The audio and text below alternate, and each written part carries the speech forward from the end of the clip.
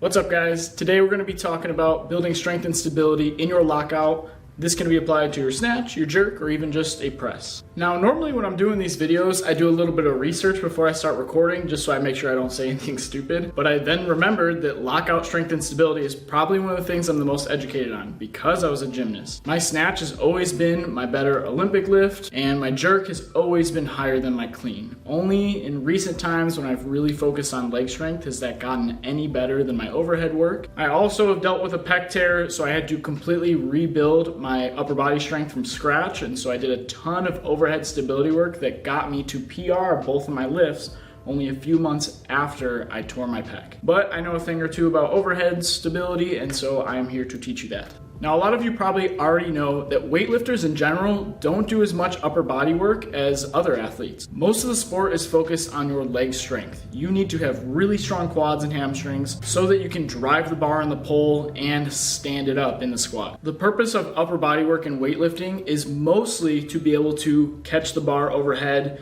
and hold it in a stable locked out position. To do this, you have to do bodybuilding work, strength work, and stability work. And so I'm gonna go through all three of those and teach you what it takes to build that lockout strength. First one is going to be the bodybuilding, and this is going to set you up for strength gains and for stability gains, because if you have big muscles, they have the capacity to be stronger and they're going to protect your joints a little bit more. Now, when you're doing this bodybuilding work, the two muscles you're probably going to focus on the most are your triceps and your shoulders. If you are doing this bodybuilding work, it's probably going to be towards the end of your training. So once you've done all of your Olympic lift work and your strength work, I won't get too detailed into the specific exercises you should do and sets and reps. Just know if you are doing this bodybuilding work, focusing on the triceps and the shoulders is going to be very important, and you are going to do higher rep ranges than you would for your strength work. So you might end up doing 6 to 15 reps if I'm doing tricep extensions, or if I'm doing something like Lou raises, I could do the same thing, 6 to 15 reps, do 2 to 4 sets of those, and that should be good for the day. You may do this once a week, twice a week. I probably wouldn't do it any more than 2 times a week. Next is your strength portion. So to build strength in your lockout and in your shoulders and triceps, what you're probably gonna be doing the most of is push presses. So for the push press, you are getting some leg drive, so that is assisting you with the movement, but your arms have to finish through the press and get you into that extended lockout position. Now, it's not gonna work stability too much because you're probably not gonna be holding at the top very long, and it's also probably not gonna be heavy enough for it to really train your lockout, but you're at least building strength in the arms and helping teach your body the transition from leg drive to arm drive. People always talk about how leg strength is very important even when you're doing jerks, but if you have little noodle arms, you're probably not gonna be able to hold the weight overhead at all. So doing those push presses is really gonna help. And then another exercise you can actually do is just regular old strict press or military press. So keeping the bar in your front rack, pressing straight up, no leg drive at all. For both of those exercises, if you are training more for strength, I would probably do between 3 and 8 reps. For push press, I definitely do lower reps than I'm doing for the strict press. I think the push press is pretty taxing on your body. I did a cycle once where I did a 5 rep max push press every week. I was significantly stronger. My jerk actually went up 5 kilos after a few weeks. So to me, that's a big deal for how long I've been doing weightlifting. Similar to the bodybuilding work, I would probably not do this any more than 2 times a week. I used to do push press once a week, and that was good enough for me. Same idea with strict press, once a week was fine. For both of these exercises, I'd probably do between 3 and 5 sets. Or you could do something like I was doing, which is build to a 5 rep max. You could do that with different rep ranges, like maybe build to a 3 rep max. Or you could do something like the 3 to 5 sets, but on the last set, you do maximum reps at whatever weight you've been doing all the sets at previously. All right, the final piece of the puzzle is building stability.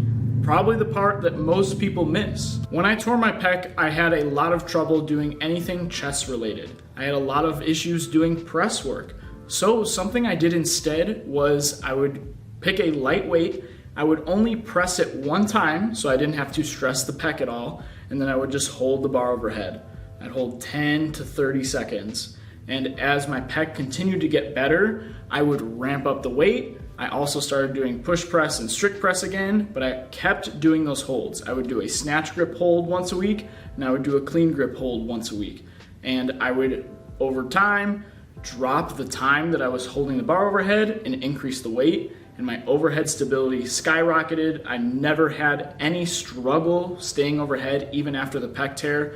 It only took a couple months to get that far, and then I was back at the original PRs I had originally before the pec tear. I completely attribute the progress I made to that overhead holding work I was doing. To me, it's one of the most important things you can add to your training to get stronger in that lockout. Maybe it's not gonna help you press the bar into that position, but like we've already talked about, you've done the bodybuilding work, you've done the strength work.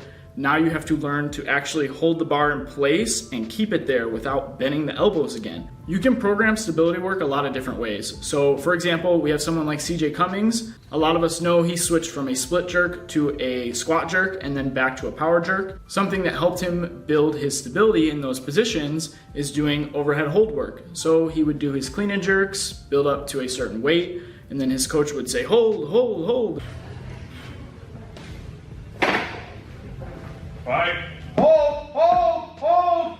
Okay. And I'm sure he's done a lot of different training that I don't even know about to work on this overhead stability. Now, going back to what I did, I would program these holds into my workout and I'd put them at the back end. So again, once a week I did the clean grip overhead holds, and then the other day of the week I would do snatch grip overhead holds. I would do 3 sets of 20 seconds at a certain weight. I would go by feel for the weight. And then after about a month of that, I would drop the time. So instead of doing 20 seconds, I did 15 seconds. And then the next month I switched to 10 seconds, and I was always ramping up the weight.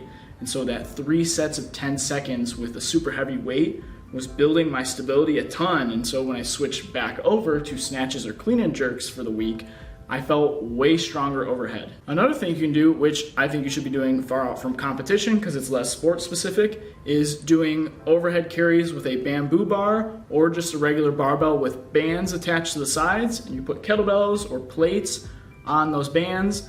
And so you really have to work to stabilize the weight, and you just carry it. You can go down 100 feet, drop the bar, and then do a couple sets of that. That should be enough to help work your overhead stability when you are far out from competition. Whew. Okay, that's all I got for you guys. Again, you wanna work on your bodybuilding, build the muscles in your upper body. Then you wanna develop the strength by doing tons of press work, push press work, and then you also wanna work on your overhead stability.